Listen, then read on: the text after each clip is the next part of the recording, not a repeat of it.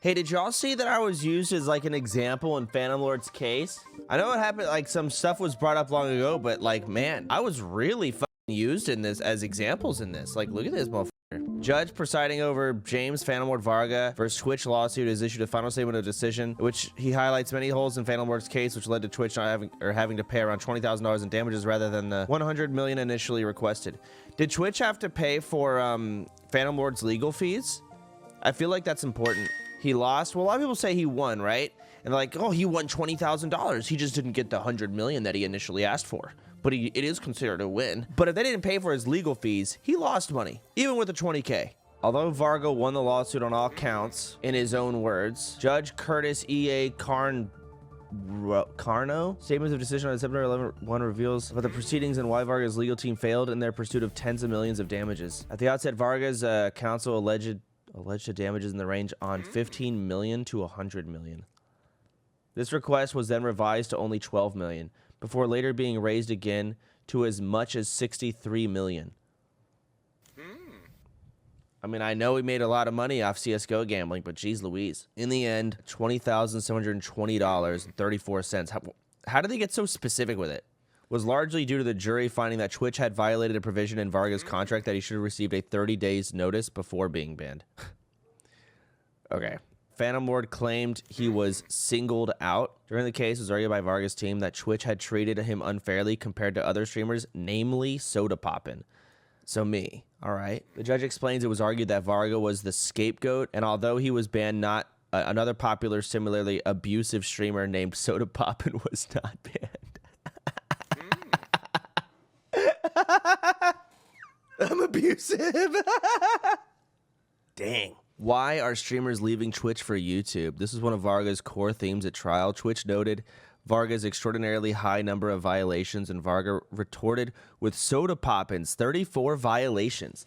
However, Twitch argued that each streamer's disciplinary record is treated separately on case-by-case basis. The judge also went into detail about Phantoml0rd's violations on Twitch's platform, which include passing out drunk, simulating sexual intercourse, as well as sexually suggestive and racist content. Varga's actions. The list of Varga's abusive behavior is long. There are some summaries in the record. Varga's abusive behavior all streamed to the world on Twitch's platform, including being so apparently drunk that he collapsed, apparently out of control, and apparently vomited. Varga says this was faked. Simulated sexual intercourse with his then-girlfriend, depiction of dildos, pornographic sounds, and sexually suggestive and racist content. He was also accused of violating Twitch's 30-minute rule, which barred non-gaming content for more than 30 minutes at a time. Gambling for skins was considered non-gaming, although Varga says did not understand the rule, and it is not clear what role that violation played in Twitch's decision to terminate him. Everyone knew about that rule. Because like, everyone like fucking shit on a lot of the girls on Twitch. Like, you don't have enough gameplay. You need 30 minutes of gameplay. Like, they were motherfuckers doing like literally calculus. They would like take girl streamers. Well, mainly girls. A lot of girls would do it. This is when Twitch was still a gaming website. Like, just chatting didn't exist yet, really. And like, they would take these girls' streams and they would calculate like the percentage of how much of the screen is a webcam. If it was half of the screen, it only counted as like 1 second was only worth half a second. They did like full-on calculations.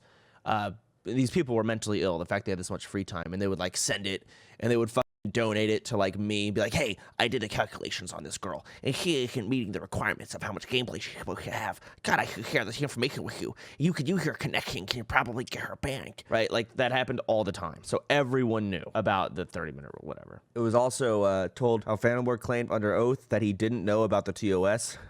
Or didn't recall, but the judge found that he was not telling the truth because it was made abundantly clear to all of the courtroom that Varga did in fact know about the TOS when they were shown a YouTube video with Varga posted, which shows Varga looking at Twitch's TOS and rules of conduct in 2016. I didn't know about the rules. And then he gets a YouTube video of him looking at the rules. I mean, to be fair, no one fucking fully knows the rules. Like, I've never read the TOS. I just know of its existence, right? And I have an idea of the rules. But still, can't say you didn't, whatever. All right, the judge also noted that Varga had other serious issues with his credibility too. Judge sided with Twitch on ban decision. Finally, the judge concluded that Twitch benefited the real consumers here, who are the viewers, including teenagers, okay, who are no longer exposed to his abusive behaviors. While consumers might have been disadvantaged by not being able to watch Varga's high-quality gameplay on Twitch, they can do so on YouTube. In conclusion, the judge expects Twitch will not repeat its ham-fisted response to Varga's abusive actions, as the lawsuit itself cost the streaming platform almost $500,000 on its expert, and I expect attorney fees far exceed that. That should be enough to get Twitch's internal legal team motivated.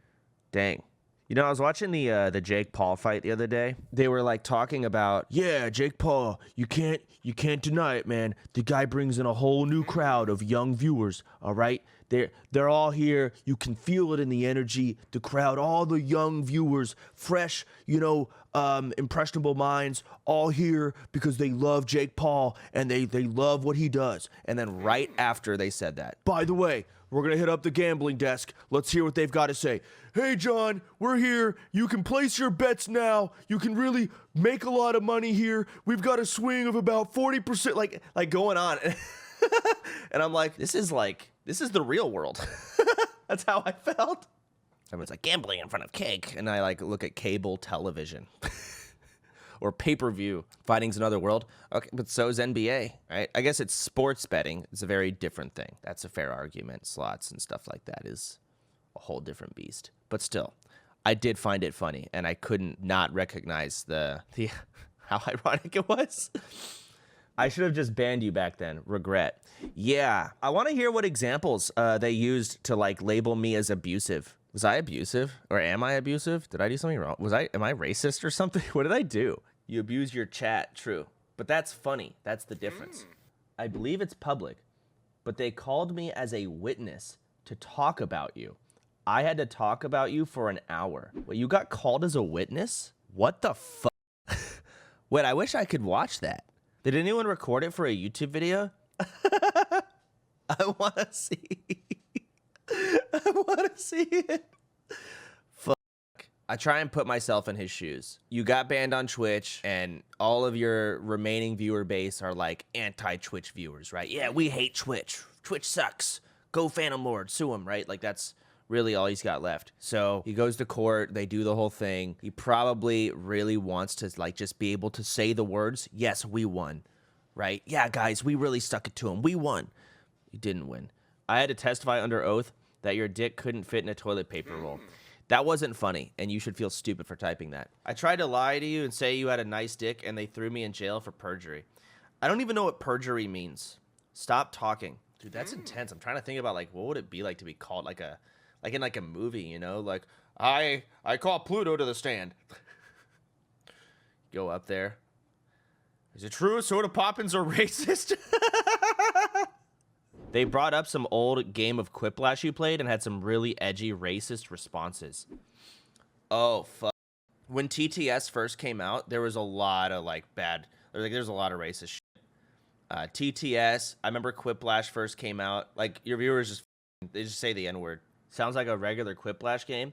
Well, that was the time I still did AIDS Fest. AIDS Fest is where I would get in a call with viewers and they'd each have 30 seconds. I had to stop because when you have the potential for someone to do something like say the N-word on stream, if there is a way to do it, they will do it. And they just joined and said the N-word. I had to stop AIDS Fest altogether. Quiplash first came out. I used to do public lobbies with random viewers, just play with randoms. I can't anymore. When TTS first came out, you know, I had to turn it off after the first day and wait for a bunch of like N-word filters to come out. Like you should look at streamers' filtered words. There's you would never be able to guess there's this many versions of the N-word. It's insane, right? And so probably used footage of when Quiplash first came out and when TTS first came out. But why me? That's every streamer had that. Why not like Rain had? Like, what? Why me?